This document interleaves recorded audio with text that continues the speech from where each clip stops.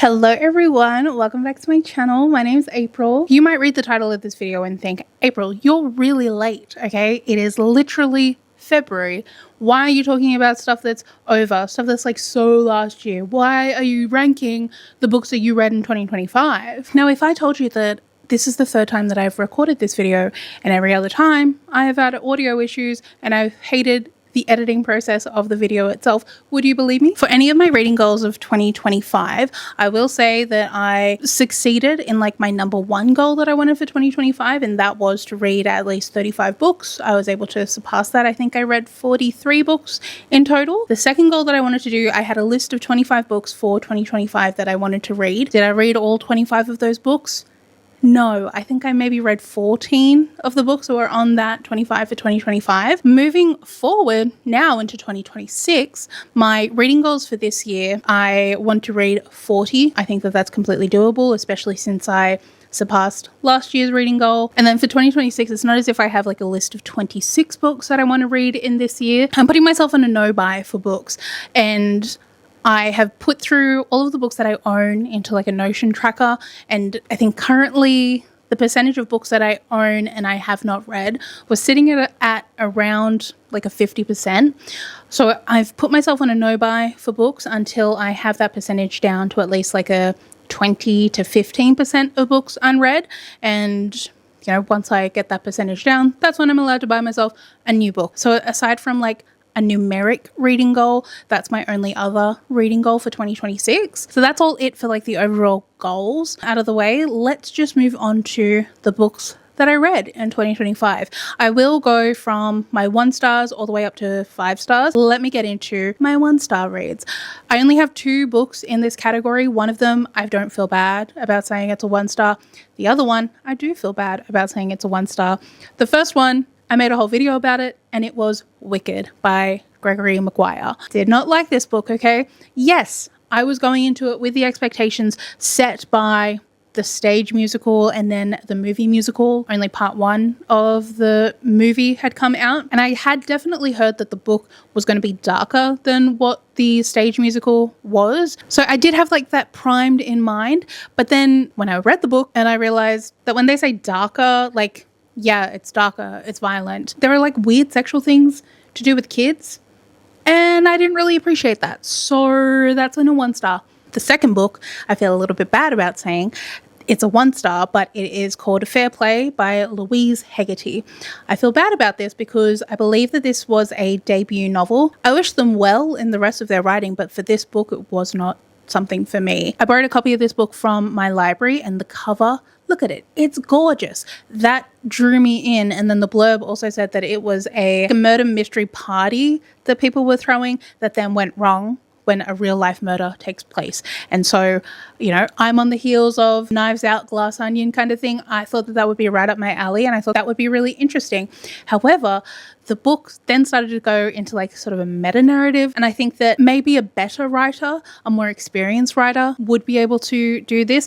Or even if it was like a movie or a TV show. But as a book, I don't think that it was good. I think that maybe a more skilled writer would have been able to pull it off. Those are it for my 1-star books. Let's move on to my 2-star books, okay? The first one I have here, this was one of the books on my 25 for 2025, and it was The 3 Body Problem by Cixin Liu. I don't think I know enough about physics to really appreciate this book, and I feel like there were way too many characters in the book itself for me to kind of get into it. The sciencey stuff was too sciencey for me to get into the science fiction of it all, if you kind of get what I mean. I just don't know enough about physics to know whether or not like this is a reasonable science fiction plot or not. Next, I have Are You Awake by Claire McGowan. This book is a domestic thriller. Something about the book itself, it just made me realize like how formulaic these kind of stories are. And I was like, oh, okay.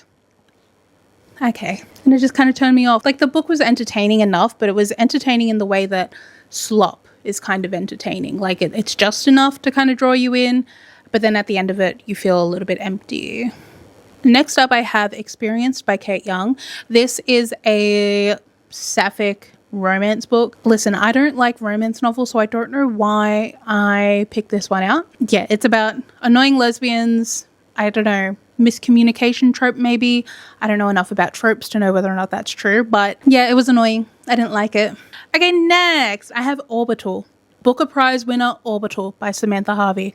Listen, it was shallow and I didn't like it. I thought I would be interested in a bunch of astronauts who are at an international space station. The blurb said that the death of a mother on Earth is going to impact their lives. And I read this at a time when there was a death in my family from someone overseas. And so I thought that maybe I could relate a little bit to these aliens. No, stop saying that. To these astronauts. I thought I could relate to these astronauts, maybe experiencing a little bit of grief with millions, no, thousands of miles, a whole stratosphere between us and them. Maybe I could relate to it a little bit. And guess what? I didn't. And this was supposed to be a prize winner. It made me really question my own sanity to be like, how is this prize winning? There were like sentences that ran on for a whole paragraph, but there was not enough of like, I guess, a technical kind of flow or rhythm to the sentence itself. It just felt clunky. I didn't like this book. I think in a different world, I would have given it a 1 star, but the fact that it's an award winner, it makes me think that, oh, maybe I'm wrong. Oh, actually, maybe I'm an idiot and it's an award winner, so it has to be good, right? Right? Next up, I have Sunrise on the Reaping by Suzanne Collins. I read this book before I had read any of the Hunger Games books, like the original trilogy, and I hadn't really watched the Hunger Games movies at that time either. All I knew is that Sunrise on the Reaping was about Haymitch, and I think that this book was completely unnecessary. I think that this book felt like fan fiction and fan service at the same time. I would have much preferred a book that was completely a character study of Haymitch returning from the games. You know, there were at least 3 people from his district who had passed away that he survived over. I would love to hear about his journey and his like him coming to terms with like the grief and the guilt, living in like that victor's parade or wherever, while everyone else around him still lives in squalor, and you know, all these other families are also mourning the death of their children. I wanted a book like that. Instead, we just got fodder to make another action movie. And guess what? The action movie's coming out later this year. Who's excited? Lastly, in my...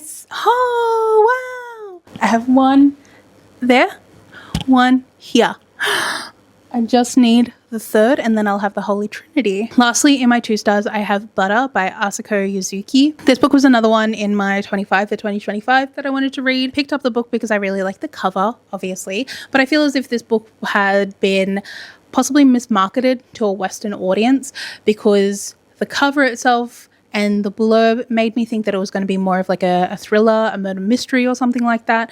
Instead, it was more of a feminist take on women in society in Japan. And I found it like a little bit boring at the time because it's not what I thought I was getting. Now we are moving on to my 3-star books, okay? I have a lot more books in this category than I would in the other ones, just because, again, the 3-star is still a good book. Firstly, I have The Eyes Are the Best Part by Monika Kim. It's about a young Korean-American girl whose parents split up and her mom starts dating a white American man, and she becomes like obsessed with his blue eyes. And a part of that obsession is this want to consume the eyes. I thought it was really cool. The one thing that I did not like though was the ending. I felt like the ending cheapened it. If you've read the book, maybe you'll know, but I felt like the ending kind of reversed everything that we had read.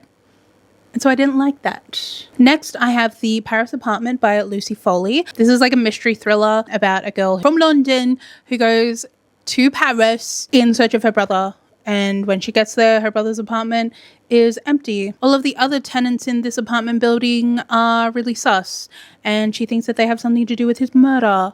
Ooh, I don't really remember much, but I remember being entertained by it. Next, I have Carrie Soto is Back by Taylor Jenkins Reid. This book is about a tennis champion who retires and then comes out of retirement to reclaim her championship place or something. I don't know enough about sports, okay? I don't know enough about tennis. I don't know enough about sports.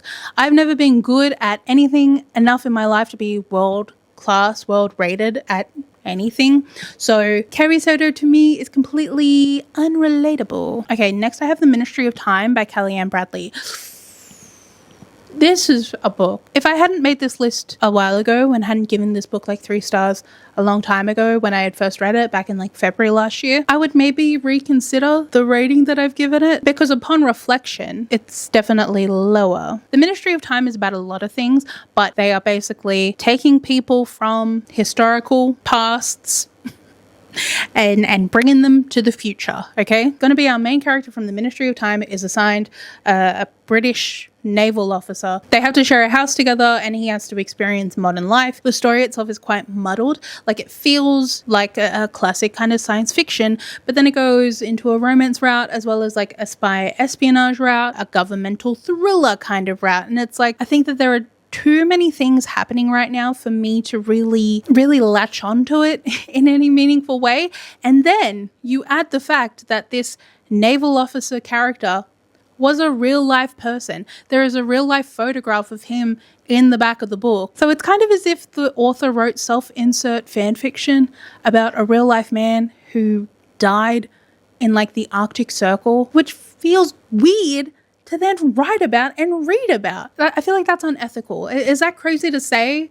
Why are we writing real people fan fiction? First of all, why is that getting published? Why did an editor not say like, hey, maybe fictionalize that? Okay, moving on. I have The Rachel Incident by Carolyn O'Donoghue. This book is boring. Like, when I think back on it, I can't really think of anything like really impactful or like anything that I really took away from it. But at the time that I was reading it, I liked it and it was entertaining. But looking back on it, I don't know what parts entertained me. Next, we have Anibot by Sierra Greer. This is a science fiction book. The Anibot itself is a love robot. Look, I haven't seen the movie Companion, but I did see the trailers. And so I assume that they're kind of the same thing. As much as like I found that the book was interesting, for me, it's only at a 3-star because it doesn't go far enough for me, okay? I wanted that robot to that man, because I hated him. Like, there were parts where I wanted the robot to use its like little hydraulic hand and like crush his eyeballs or something like that, but she didn't. Okay, moving on from that one, I have The Mockingjay here, okay, by Suzanne Collins. After I had read Sunrise on the Reaping, I then went and read the trilogy of The Hunger Games for the first time ever, like I said. And yeah, The Mockingjay for me, it was the weakest out of the trilogy. I didn't really care for much in The Mockingjay. It didn't make me feel excited. I think maybe I prefer the Hunger Games in the first and the second book. Mockingjay, I didn't care. Next, here I have The Vegetarian by Han Kang. This is about a woman in South Korea who decides to go vegetarian. It's in the name. For me, it was kind of like a book that is a woman taking control of like the one thing that she has control over, i.e. her food and her intake, in order to sort of deal with the stress of a very misogynistic world that she lives in. Next, I have Before the Coffee Gets Cold by Kawaguchi Toshikazu. I can't imagine that no one has heard of this book before, but the whole premise of it is that people can go to this one cafe, they sit in one specific chair, and they get poured a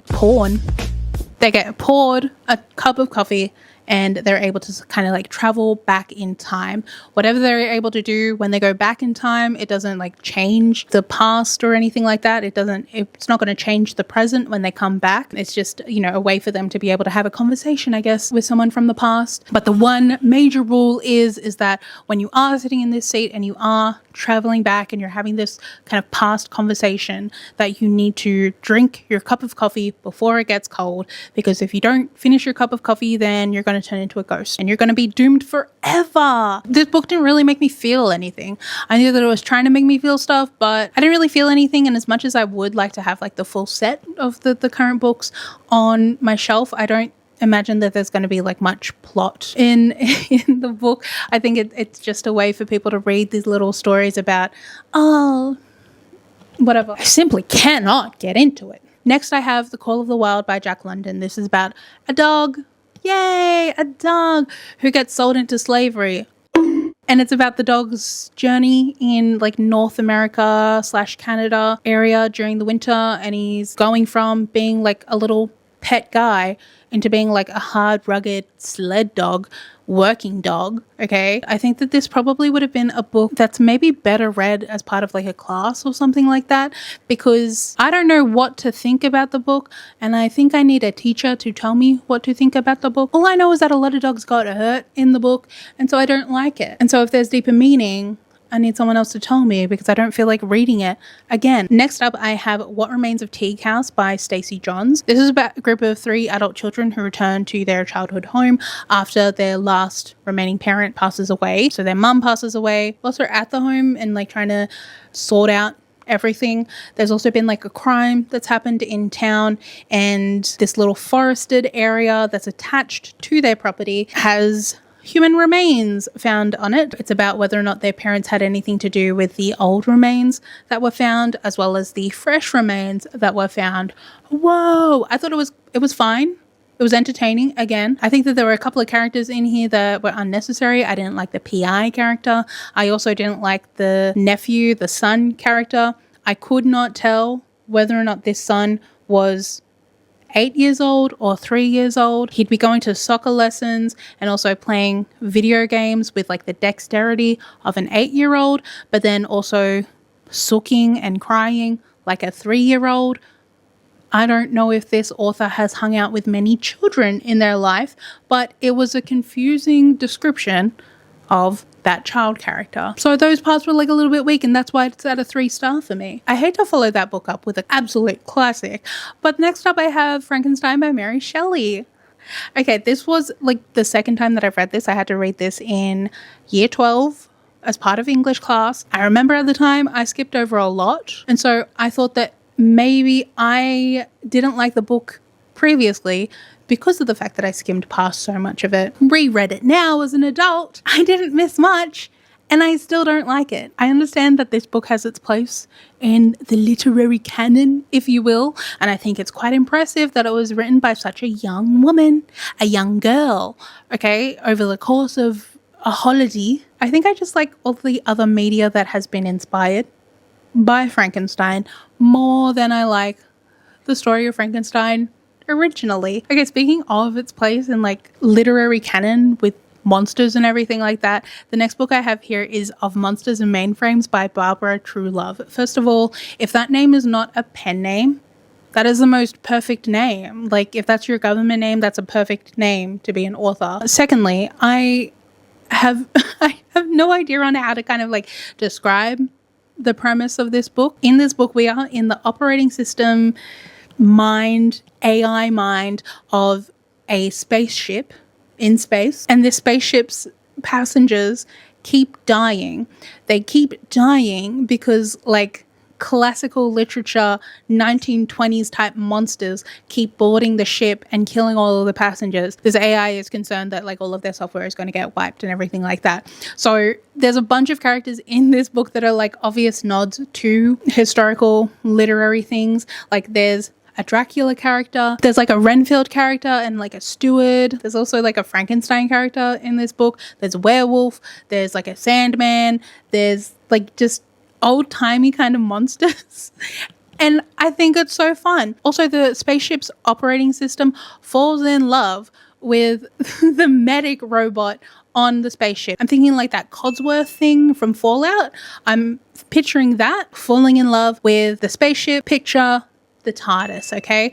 I feel like this book would be perfect if you loved watching Doctor Who, because it felt like a Doctor Who kind of vibe. Like, why am I kicking my feet over 2 robot AIs falling in love with each other? I think that's so fun. Following on from that, I went on a bit of a spooky phase for the rest of the books in my 3 stars, okay? So I have We Used to Live Here by Marcus Kluiber. I don't know how I say his surname. I'm so sorry, sir. This is a book about a couple who buy homes and flip them. They've bought like this home that's kind of rural, and this weird family come around one afternoon and is like, oh hey, I grew up in this house, would you mind if we take a look around? And so the main character makes a mistake of inviting this family in, and then after that she's unable to get them out to leave the house. I think that this author started on Reddit. I want to say that it started as like a 2-sentence horror story or like some sort of like short story on Reddit, and I hate to say that it gives Redditor vibes, but it kind of gives Redditor vibes in the sense that there are, I guess, a couple of questions that aren't really answered within the book itself, as if it is asking the reader to then log into Reddit, go onto an r/we used to live here book and join a discussion or something like that with other readers to talk about, what do I think? What do you think? Oh, what do we think about the book as a whole? And like, I understand you're a Reddit user. You can take the man out of Reddit. You can't take the Reddit out of the man.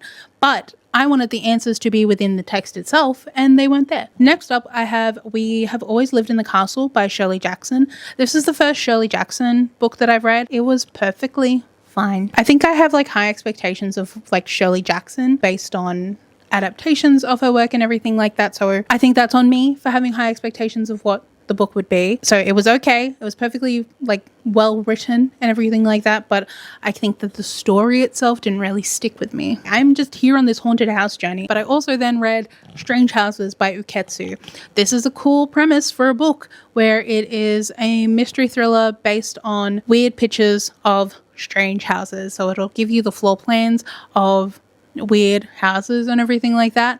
But I feel like the mystery that went alongside all of these weird floor plans wasn't all that mysterious. Like I think the premise and the novelty of seeing these floor plans on each page was interesting, but yeah, it just kind of got repetitive with each time that it will point out different parts of the floor plan to be like, look, no, look at this corner. It didn't really make sense for the mystery itself. I'd be interested in reading the other one. I think it's Strange Pictures, and I think there's also Strange Buildings that will be coming out soon. I'd be still interested to read those because I think the premise itself is interesting, but yeah, Strange Houses didn't really do it for me. And then lastly, for my last 3-star book, I have Lapvona by Ottessa Moshfegh. This book is set in like medieval times, I think, or something like that. The book was like pretty interesting. It was pretty funny. Like parts of it made me actually laugh out loud, which I think is kind of rare for me to actually laugh out loud from a book. Like, what, I'm just going to see words in my brain and I'm going to laugh out loud? That's so weird.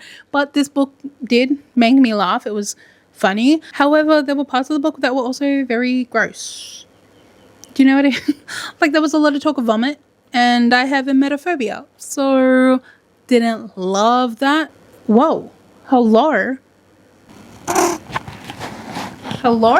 Jeez Louise. Okay, stole the show, apparently. Yeah, that was Lapvona by Ottessa Moshfegh. Moving on from my 3 stars, boring. Moving on to my 4 stars, I have Evenings and Weekends by Oisin McKenna. This is a story following a group of people on like the hottest day in London, I think in like 2019 or something like that, during a heat wave. And so we get to see different chapters of people's lives and how they kind of interconnect all over the city and everything like that. I also felt like the way that these people kind of like spoke to each other was very relatable and realistic, in the way that when you have like a big secret or like big news that's kind of negative or anything like that, and you don't know how to tell your loved ones, like for example, there's like one character who is struggling to tell her adult son that, you know, she has a cancer diagnosis.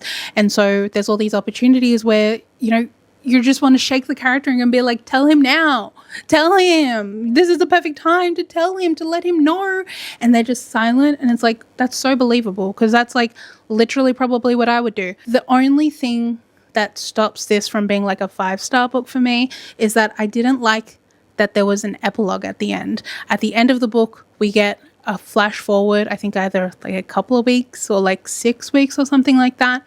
And we see all of the same characters at one event. I think I would have much liked it more if it was without that epilogue, to just imagine what their lives, you know, might then be like once we close those curtains, kind of thing. Okay, next I have Sirens of Titan by Kurt Vonnegut. I don't remember what happens in this book, but it's a 4-star for me. I love Kurt Vonnegut. I love his writing style. In my opinion, I feel as if he has a very dry sense of humor, and I really like that about his writing style. What do you think about it? I couldn't really like adequately tell you what happens in this book. It just happens. Next, I have Boulder by Eva Baltasar. Boulder is about a woman who works in, I think, the kitchen of I want to say like a cargo container, and then she falls in love with a woman and ends up shacking up in Iceland. And so the woman that she falls in love with decides that she wants to have kids. I felt as if Balder becomes a mother in the same way that a dad becomes a parent. You know, she is still a mother, but she doesn't, you know, contribute biologically to the baby or the pregnancy, and so she doesn't really have like that kind of connection to the baby or anything. Like, I don't know how to talk about this because I've never had children and I don't want to offend anyone. I don't want to offend anyone. I'm sorry. I feel as if Balder talks about this child that, you know, she has with her partner, more as if, you know, she is a dad who is babysitting their own child kind of thing. Balder is like a bit of a bitch and I love her. Apologies if the camera just moved, but I needed to change over my battery. The next two books that I have on my 4-star reads, I'll just put them together. So I have The Hunger Games as well as Catching Fire by Suzanne Collins. Look, like I said, read the trilogy back to back. These two were stronger compared to the Mockingjay. I like the story a whole lot more. Not much else to say about these books. I thought that these books were good and I liked them. I think the only thing that I don't like as much out of them is the fact that everything is told from Katniss's point of view. So we do only get that kind of, I guess, limited first person point of view. We only know what Katniss knows, and Katniss don't know shit. And I want to know more about the world. The next ones I have here, they are non-fiction books. So I have Catch and Kill by Ronan Farrow. This was one of my 25 for 2025. It is a non-fiction told from Ronan Farrow's perspective. Ronan Farrow, our favorite Nepo baby. He is the son of Mia Farrow and that that fuck-ass file who married his daughter. Woody Allen. Right, yeah. Catch and Kill is about his experience being a journalist trying to break the story of Harvey Weinstein and how it kind of led to a bunch of other downfalls of men in Hollywood. He talks about his experience trying to like run the story at, I think, NBC, and NBC wasn't running it, but it was because Matt Lauer worked at NBC and he was that fucking guy who had a button on his desk who would press the button when gorgeous ladies came in so we could have stopped them. So yeah, I have that as a 4-star. The next nonfiction book that I have here, it is One Day Everyone Will Have Always Been Against This by Omar El Akkad. Omar El Akkad, I believe, is also a journalist, and so in this book he talks about the responsibility of a journalist in reporting, you know, stories coming out of Gaza. He talks about how it is like an active genocide happening in Palestine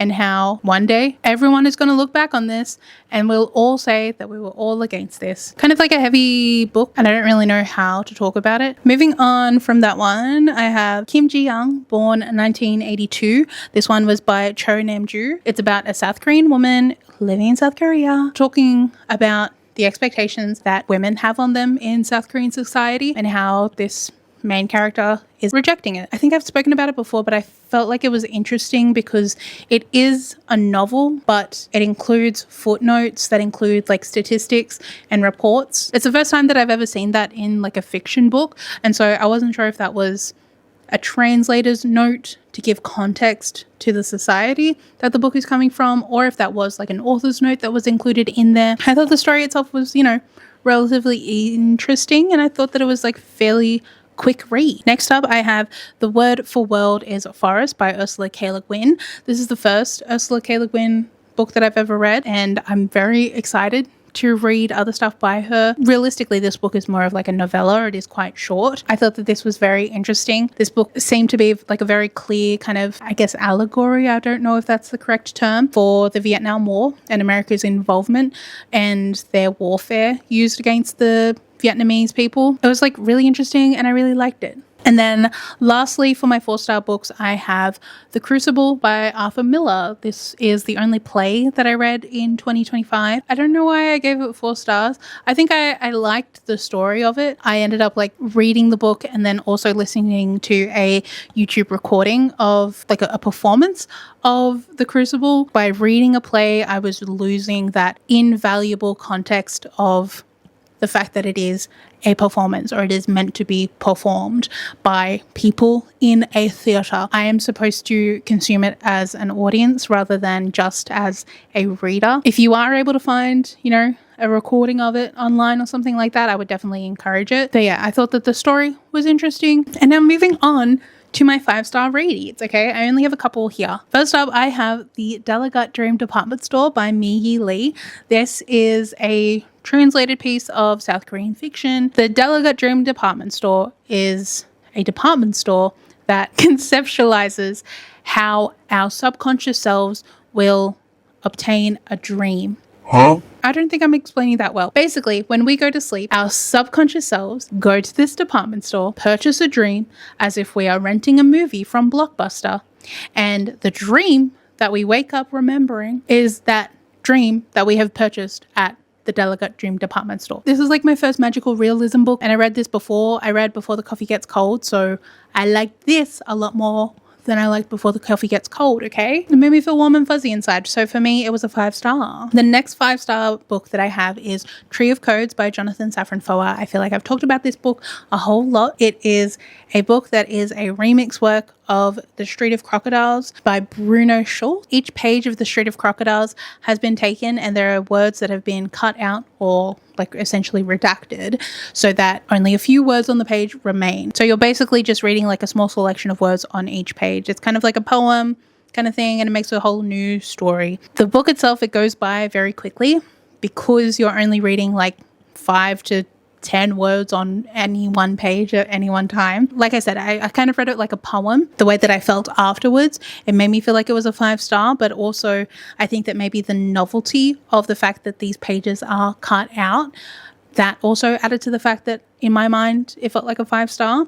So I would be interested in like reading this book again. I probably will again this year, just to see whether or not I still have that same feeling towards the book as I had last year, whether or not I would still say it as like a 5-star or if I will bump it down in ratings. The first time I read it, it was a 5-star for me. Next up, I have Our Wives Under the Sea by Julia Armfield. This is a book about 2 women. I love lesbians this year, apparently. So one of the women is a marine biologist, and she is sent on an expedition in a submersible. She's supposed to be gone for 2 weeks and ends up being gone for 6 months in total. So we cut between the chapters of her in the submersible, seeing these, you know, horrors, kind of cosmic horrors in the deep sea, while they are like being dragged along the ocean for 6 months with 2 other crewmates, kind of going crazy. And the other chapters are with the other wife who stays home during this expedition. After her wife is returned,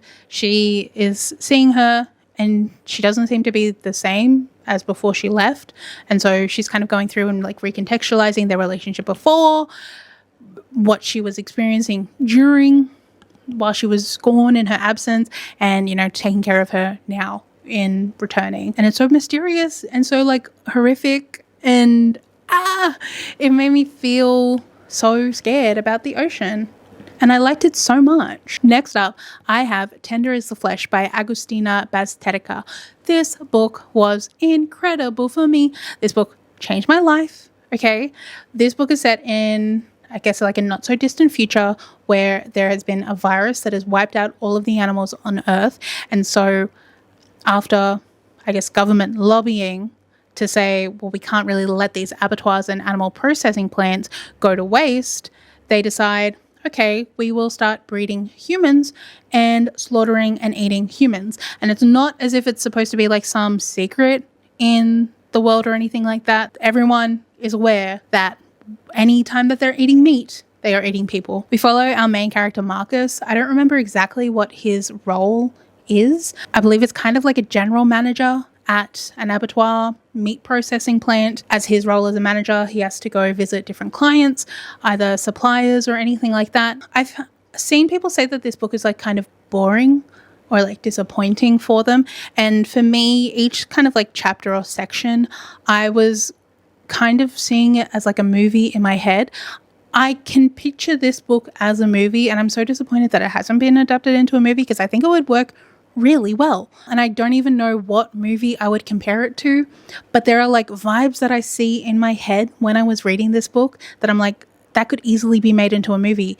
And I feel as if I know the movie already, but I've never seen another movie like this. But there's like a movie in my head where I'm like, it would fit that vibe. It needs to be like that movie. I would say that this book was so life-changing to me. It made me consider my place in the world and my place in relation to other people in the world. If this were to happen in real life, will I eat or be eaten? I'm no better than anyone else. I would probably get eaten and my fucking babies would get eaten. You know, it made me consider whether or not my place in this world is higher compared to someone else's or anything like that. And I truly don't believe so. I think I'm on the same level. I would like to think that I'm on the same level as everyone else.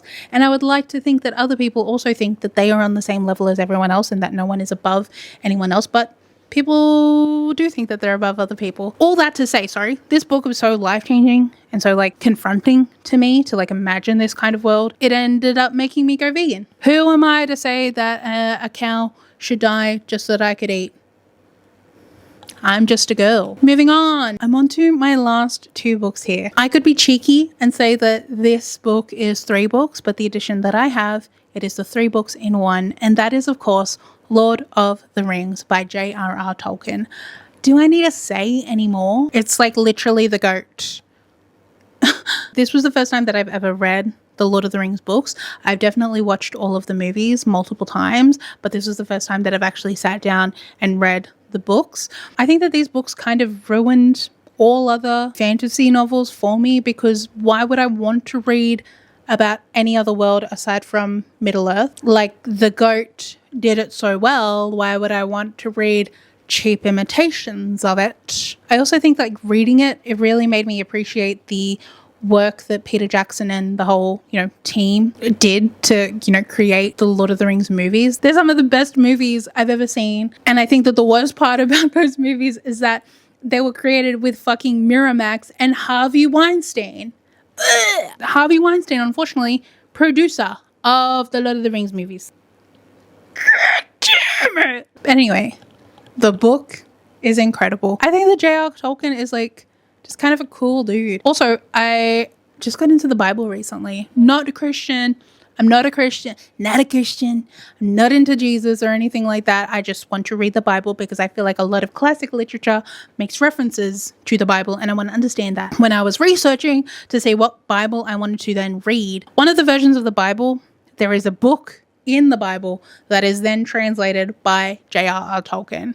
Hello, I want that Bible and I want to read the part that was translated by Tolkien. Hello. And like lastly now, oh my god, we're at the end of the books that I have read in 2025. The last book that I read is No One Is Talking About This by Patricia Lockwood. I would say that this book is a bit of an acquired taste. Unfortunately, you either get the book or you don't get the book. And that's not to be like elitist and be like bleh about it. I think that the book is an acquired taste. It helps if you have had 10 hours of screen time for the past 10 plus years as well. The book itself is semi-autobiographical.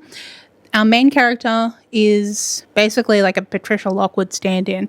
The main character goes viral on Twitter and becomes like a niche micro internet celebrity by tweeting a viral tweet on the lines of, "Can dogs be twins?" The writing style of this book as well is also going to be something that is an acquired taste. It's very much like run-on sentences. It's written as like little paragraphs and paragraphs and paragraphs and paragraphs. It's kind of as if you are scrolling through someone's Twitter feed and like reading random thoughts that they are having throughout their day, throughout the weeks, etc., etc. You then get to part 2 where the main character's sister falls pregnant and the baby is diagnosed in utero with having, I believe it's called Proteus syndrome. I think it is believed that the Elephant Man may have had this syndrome, and the baby is then born and only lives for 6 months. And so they talk about the love that they have for the baby within that 6 months, all of the love that they're showing it, all of the life that they're trying to show it. And then you get to the end, and as part of the author's acknowledgements, Patricia Lockwood herself is thanking the staff at the Children's Hospital where her real life niece was born with that real life syndrome. I think the only thing is that that kind of story is like